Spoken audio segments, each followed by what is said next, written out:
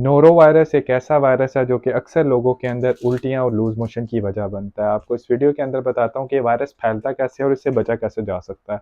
मेरा नाम डॉक्टर रेहान है और मैं यूके में एज़ अ डॉक्टर प्रैक्टिस कर रहा हूँ। नोरो वायरस को अक्सर वॉमिटिंग बग भी बोला जाता है। अगर नोरो वायरस से कोई इन्फेक्ट हो तो उसके अंदर अलामात आती हैं कि उनको बहुत ज़्यादा सिकनेस होना, उल्टियाँ आना, अक्सर उनके साथ लूज़ मोशन का हो जाना, बहुत ज़्यादा प्यास लगना और आहिस्ता-आहिस्ता अगर पानी नहीं पीते तो जिस्म के अंदर पानी की कमी की अलामात आना शुरू हो जाना, जैसे कि मुँह का बहुत ज़्यादा सूखे रहना या बहुत ज़्यादा प्यास लगना।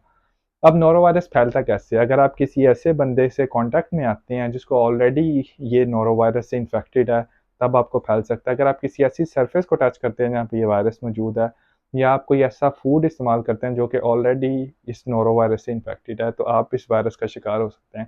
सबसे पहले डायरिया और वॉमिटिंग का मतलब है आपके जिस्म से पानी और नमकियात निकल रहे हैं। आपने उन पानी और नमकियात को अपने जिस्म के अंदर रिप्लेस करना है ओआरएस से, ओरल डिहाइड्रेशन सॉल्ट से, जो कि आपको किसी भी फार्मेसी से बगैर प्रिस्क्रिप्शन के मिल जाता है। वो बना के आपने पीना है ताकि आपके जिस्म के अंदर पानी की कमी ना हो।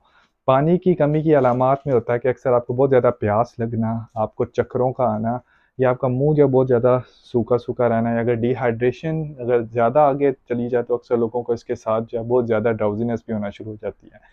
दूसरे नंबर पे अगर नोरो वायरस से आप इन्फेक्टेड हैं तो कोशिश करें आप अपने हाथों को साबुन से अच्छे तरीके से धोते रहें। अगर आप स्कूल जा रहे हैं, यूनिवर्सिटी जा रहे हैं, आप वर्क पे जा रहे हैं तो कोशिश करें अगर आपको ये सिम्पटम्स हो जैसे कि डायरिया और लूज़ मोशन तो कोशिश करें आप छुट्टी करें, आप घर पे रह के रेस्ट करें और पानी का इंटेक अपना ज़्यादा करें। जब आपके सिम्पटम्स बेहतर होना शुरू हो जाएँ उसके 48 घंटे यानी 48 आवर्स के बाद आप अपनी ड्यूटीज़, आप अपना स्कूल, अपना कॉलेज, स्पेशली बच्चों के अंदर उनकी नर्सरी या उनका स्कूल दोबारा रिज़्यूम कर सकते हैं।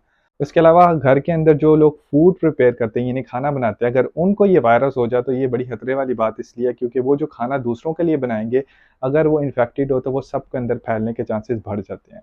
अब डायरिया और वॉमिटिंग जो है बेसिकली कुछ दिनों के अंदर अमूमन कहा जाता है 2 से 3 दिनों के अंदर खुद ब खुद ठीक हो जाता है।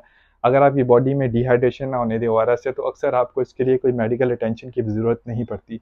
लेकिन अगर आपका डायरिया या वॉमिटिंग ज़्यादा देर के लिए रह रहा है, आपको बुखार हो रहा है, आपके स्टूल्स के अंदर ब्लड आ रहा है, आपके पेट में बहुत ज़्यादा शदीद दर्द हो रहा है और ख़ासकर बच्चों के अंदर या बुज़ुर्गों के अंदर ये सिम्पटम ज़्यादा देर रह रहे हैं और आपको दिखने में नज़र आ रहा है कि वो बहुत ज़्यादा अनवेल नज़र आ रहे हैं, तो फ़ौरन अपने डॉक्टर के पास जाना ज़रूरी होता है।